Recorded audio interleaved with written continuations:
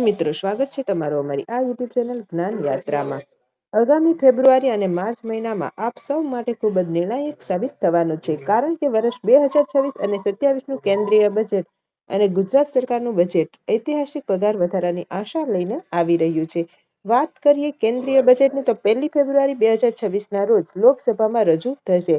ત્યારબાદ ગુજરાત રાજ્ય બજેટ 15 થી 20 ફેબ્રુઆરીની આસપાસ નાણામંત્રી કનુભાઈ દેસાઈ દ્વારા રજૂ થશે।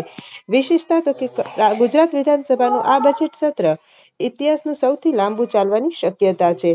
હવે મિત્રો, ગુજરાત હાઈકોર્ટનો ઐતિહાસિક ચુકાદો કયો છે? તો કે ગુજરાત હાઈકોર્ટની ડિવિઝન બેન્ચ સરકારને આદેશ આપ્યો છે કે આંગણવાડી કર્મચારીઓને વર્ગ 4ના લઘુત્તમ પગાર મુજબ લાભ આપવામાં આવશે। આ આદેશના પાલન માટે 6 મહિનાની અવધિ 20 ફેબ્રુઆરી 2026ના રોજ પૂર્ણ થાય છે। તેથી આ બજેટમાં મોટી જાહેરાત નિશ્ચિત મનાઈ છે। આંગણવાડી કાર્યકરનો હાઈકોર્ટ મુજબ 14,800નો પગાર થશે અને તેડાગર બહેનોનો 14,800 પ્લસ તેનો પગાર વધશે।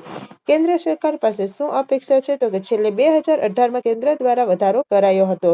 હવે 8મા પગાર પંચની ચર્ચાઓ વચ્ચે કેન્દ્ર સરકાર પોતાનો 60% હિસ્સો બમણો કરી શકે છે। નવા લાભો કયા કયા પ્રાપ્ત થશે? તો કે ડિજિટલ કામગીરી માટે વિશેષ ભથ્થું, ઇન્ટરનેટ ખર્ચ અને તાલીમ માટે અલગ ફંડની જોગવાઈ થઈ શકે છે। નિવૃત્તિ લાભ તો કે ગ્રેચ્યુટી અને પેન્શન, એનપીએસ, યુપીએસ જેવી યોજના અંગે પણ જાહેરાત થવાની શક્યતા છે।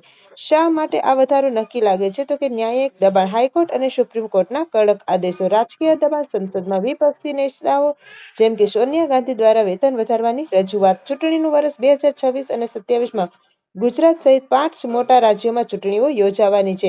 નિષ્કર્ષ તો કે મિત્રો, આ બજેટ માત્ર આંકડા નથી પરંતુ તમારી વર્ષોની મહેનત અને લડતનું પરિણામ છે। આશા રાખીએ છીએ 20 ફેબ્રુઆરી પહેલા સરકાર તરફથી આપણને સારા સમાચાર મળે। વધુ અપડેટ્સ માટે અમારી ચેનલને સબસ્ક્રાઇબ કરવાનું નહીં ભૂલશો। આવા જ નવી અપડેટ સાથે ફરીથી મળીશું। ત્યાં સુધી જય હિન્દ, જય ભારત।